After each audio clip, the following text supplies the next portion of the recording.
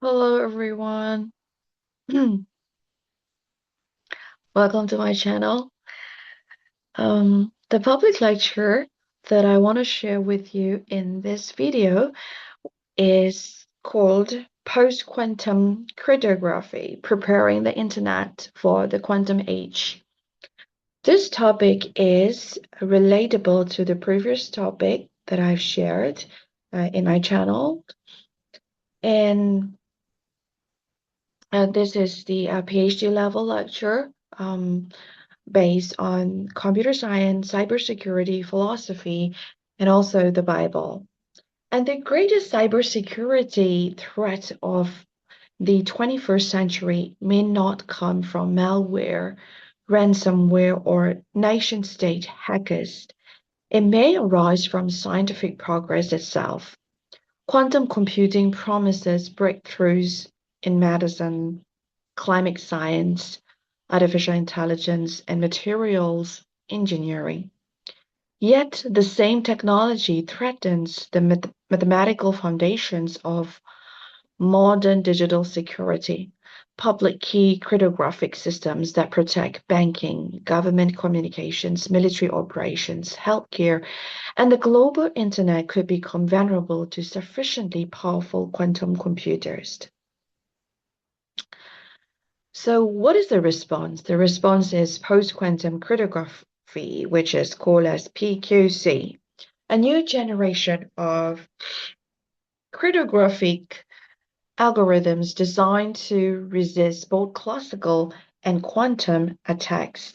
And this lecture explores the science behind the threat, the global transition to quantum-resistant standards, the work of the National Institute of Standards and Technology, NIST, and the broader ethical and biblical implications of preparing wisely for future risk. So in this first part, why cryptography matters. Modern civilization depends on trust in digital communication. Every day, cryptography secures online banking, government communications, cloud computing, military systems, medical records, e-commerce, satellite communications, digital identities, blockchain technologies. Without cryptography, the internet would not function securely. And cryptography enables for four essential properties. The first one is confidentiality. Only authorized parties can read information. And second, integrity. Data cannot be altered undetectably. And point number three, authentication.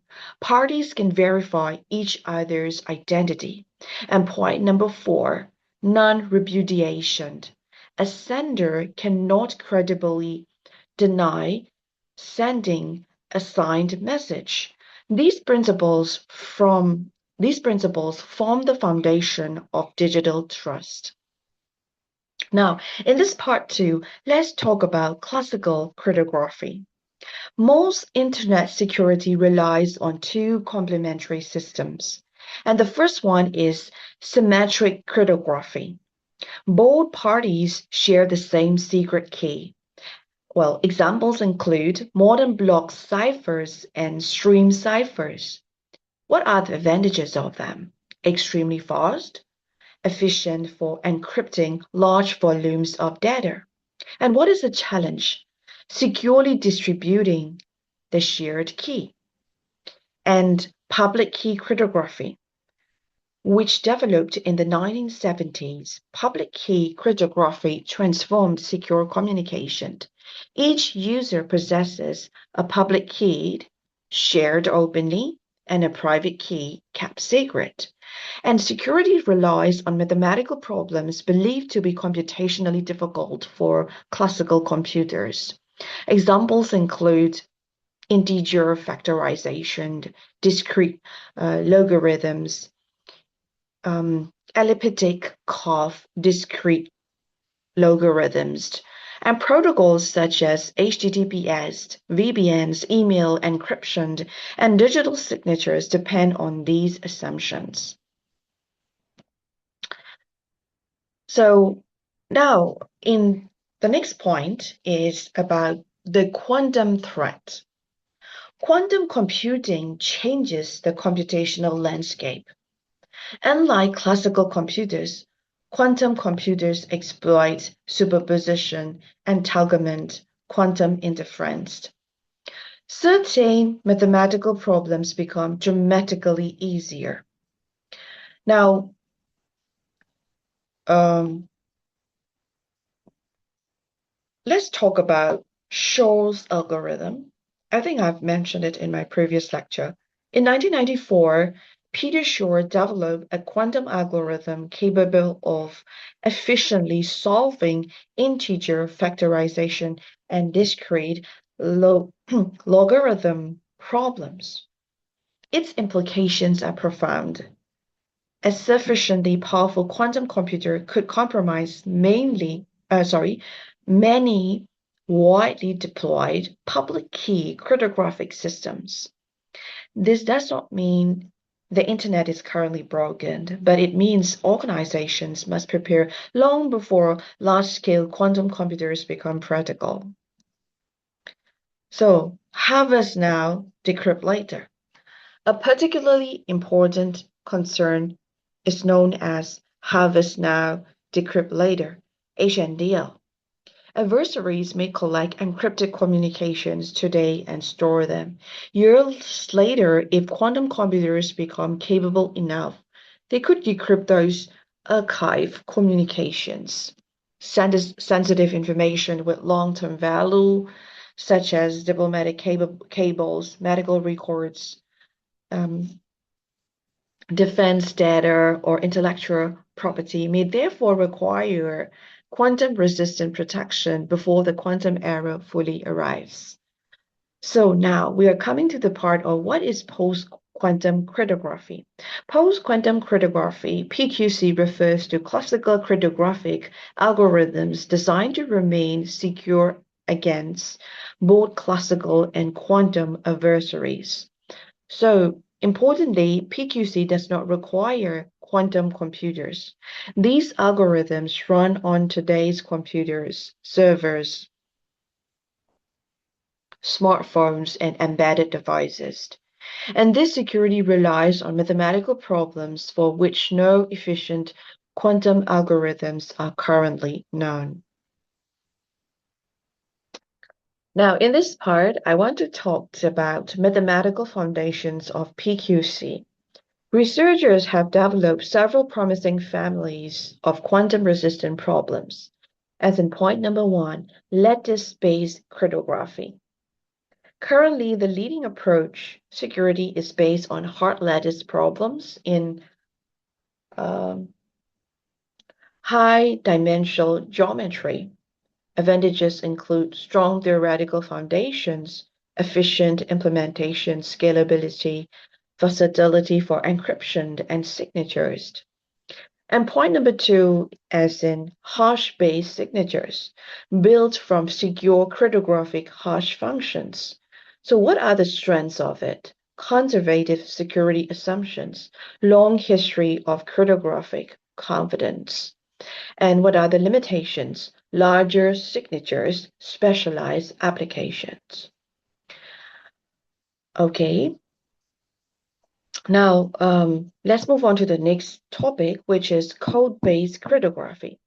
Based on the difficulty of decoding random linear error correcting codes, one of the oldest post-quantum approaches. And the next point is multivariate cryptography.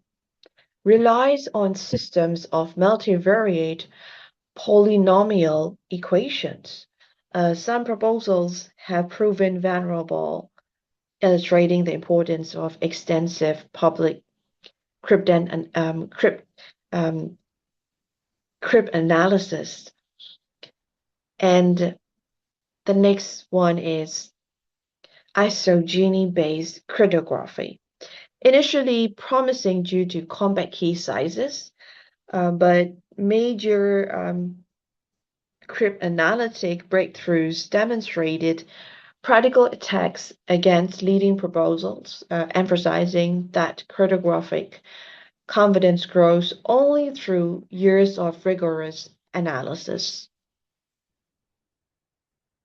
Now, what is the standardization of National Institute of Standards and Technology? So they launched an open international competition in 2016 to evaluate post-quantum algorithms. So after multiple rounds of public scrutiny, NIST selected algorithms for standardization based on security, performance, and implementation considerations. The standardization effort marks a significant milestone in preparing digital infrastructure for the quantum era. Migration will take many years since billions of devices, applications, and protocols require updates. Now, let's move on to the next part, secure communications in the quantum era. Preparing secure communication requires more than replacing algorithms. Organizations should consider cryptographic inventory, cryptographic agility, software updates, hardware compatibility, certificate management, long-term data protection, vendor readiness, risk assessment. Transitioning to PQC is an engineering, operational, and governance challenge as much as a mathematical one. Next topic is quantum key distribution versus post-quantum cryptography. These approaches are often confused. Quantum key distribution, QKD, uses quantum physics to detect eavesdropping, requires specialized quantum communication infrastructure best suited for specific high security links. And post-quantum cryptography, well, which runs on existing digital infrastructure, scales across the internet, does not require quantum hardware. For most organizations, PQC is expected to be the primary path toward quantum-resistant communications. There are some global implications. The transition to PQC affects nearly every sector. Governments must protect classified information.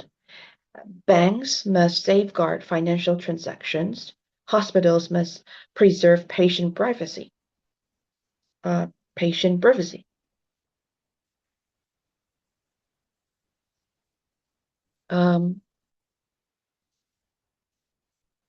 Critical infrastructure operators must secure energy and transportation systems. Technology companies must update products used worldwide. And quantum resilience is becoming a strategic issue for national security, economic stability, and public trust. Now, I want all these points to relate it to Bible as in biblical reflection and which is wisdom before crisis. In the Bible consistently commands preparation.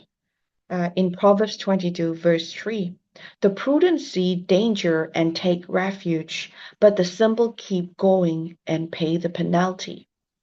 Organizations that begin preparing for quantum resistant security before the threat fully materializes embody this principle, right? Before fully materializes, embody this principle of prudent foresight. Preparation is not fear, it is responsible stewardship. And the next part, cryptography protects truthfulness in digital communication. The Bible places similar emphasis on truth and faithfulness in Ephesians 4:25. Therefore, each of you must put off falsehood and speak truthfully to your neighbor.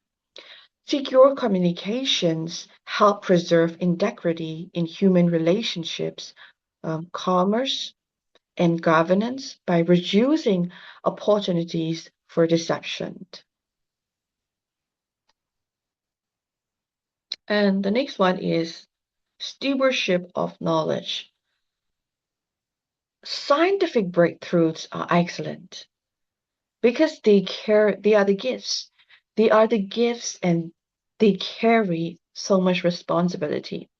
Quantum computing can accelerate discovery, but it can also weaken existing security if used irresponsibly. So in the Bible teaches us that Luke 12 verse 48, to whom much is giving, much will be required.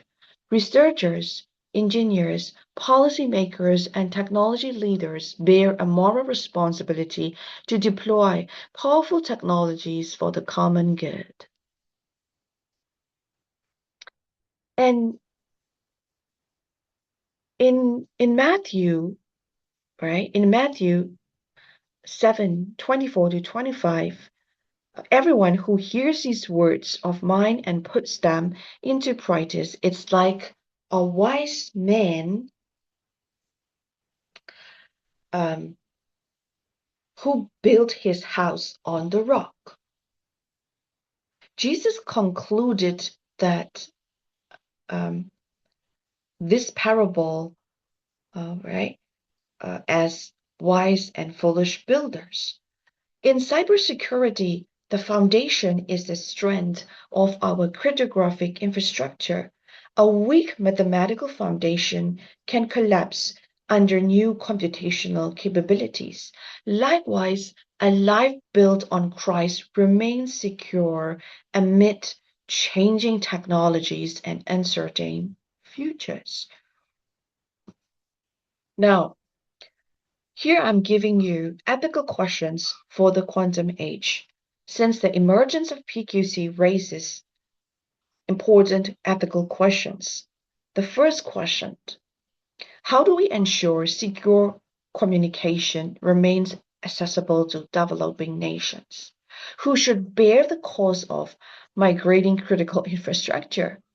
How do we balance national security with global interoperability? How do we protect individual privacy while enabling legitimate law enforcement? How should Christians advocate for technologies that uphold justice, honesty, and human dignity? Technical excellence must be paired with moral wisdom. So as a conclusion of my lecture for this video, post-quantum cryptography represents one of the largest cybersecurity transitions in history. It is a proactive response to a foreseeable technological shift that could reshape digital trust. By developing quantum-resistant standards today, the global community is strengthening the foundations of tomorrow's internet. So, from a biblical perspective, this work reflects the virtues of wisdom, foresight, stewardship, and integrity, while mathematics can protect data and algorithms can secure communications. They cannot transform the human heart. In Isaiah 26:4 says, trust in the Lord forever, for the Lord himself, it's the rock eternal. So in the coming quantum era, resilient cryptography will help secure information, but enduring security is ultimately found in the unchanging character of God. The wisest preparation is therefore twofold. Build robust technological systems and cultivate lives grounded in truth, justice, and faithfulness. So this is the end of my lecture for this video. I see you in my next video, and I hope this lecture says something beneficial to you. And remember, God loves you so much, and God bless you. Goodbye.